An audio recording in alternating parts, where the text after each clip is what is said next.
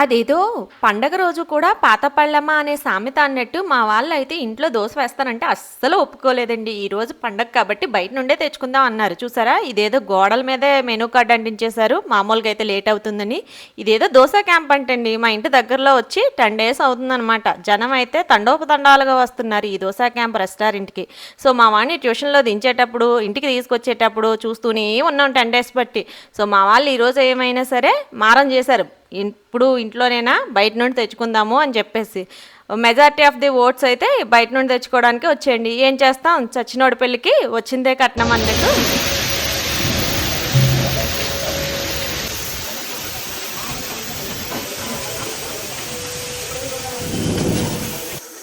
బయట నుండి తెచ్చుకోవడానికి అయితే ఫిక్స్ అయిపోయాం. ఈ వేడివేడి పెనం మీద నీళ్లు చల్లుతూ ఉంటే ఆ సౌండ్ వచ్చే మజానే వేరు కదండి.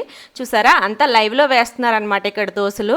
చాలా నీట్గా వేడివేడి పెనం మీద నీళ్లు చల్లి క్లాత్తో తుడిచి నీట్గా వేస్తున్నారనమాట. మేమైతే నలుగురం 4 వెరైటీ దోశలు అయితే ఆర్డర్ ఇచ్చేసామండి. అందులో వచ్చేసి గీ పొడి దోశ, గీ మసాలా దోశ, గీ మసాలా పొడి dosa and ghee plain dosa. ఇలా 4 వెరైటీలు చూద్దాము, 4 టేస్ట్లు ఎలా ఉంటాయని 4 వెరైటీలు అయితే ఆర్డర్ ఇచ్చేసామండి. ప్రైజులు కూడా రీజనబుల్గానే ఉంది. చూసారా, గీ వేసేస్తున్నారనమాట ఫుల్గా. నందిని గీ అనమాట. కర్ణాటకలో ఇదే గీ వాడతారండి. స్మెల్ అయితే చాలా బాగుంటుంది. మా ఇంట్లో కూడా ఇదే వాడతాం అనమాట, ఆవు నెయ్యి. చాలా అంటే చాలా బాగుంటుంది.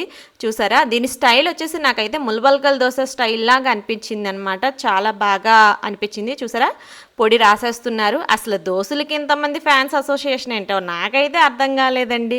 కానీ ఏం చేస్తాం, తప్పదు కదా. మన ఇంట్లో మనకి మెజారిటీ లేనప్పుడు ఏది ఉంటే దాన్నే కదా మనం యూజ్ చేయాలి.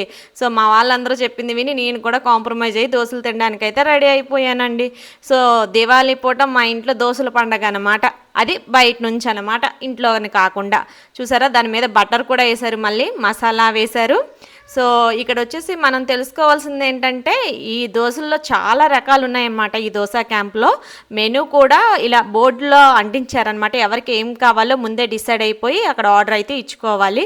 రేట్లు కూడా స్టార్టింగ్ 70 రూపీస్ నుండి స్టార్ట్ అయ్యి ఉన్నాయన్నమాట.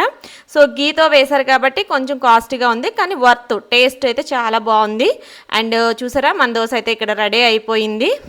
ఇలా ఇచ్చారనమాట ప్లేట్లో. పార్సల్ తెచ్చుకుంటే పార్సల్కి ఎక్స్ట్రా ఛార్జు. 2 చట్నీస్ ఇచ్చారు. అందులో ఒకటి ఆంధ్ర స్టైల్ కొబ్బరి చట్నీ, ఒకటి కర్ణాటక స్టైల్ చట్నీ అండ్ సాంబారు. ఇది వచ్చేసి గీ పొడి దోశ అనమాట. పైన చాలా క్రిస్పీగా ఉంది. నాకు ముల్బల్గల్ దోశను చూసినట్టే అనిపించింది అనమాట. టేస్ట్ కూడా సూపర్గా ఉంది. గీ ఫ్లేవర్ అయితే కొట్టొచ్చేస్తుంది అనమాట గట్టిగా. అండ్ ఇక్కడ చూసుకుంటే మా బిల్ వచ్చేసి 350 రూపీస్ మాత్రమేనండి.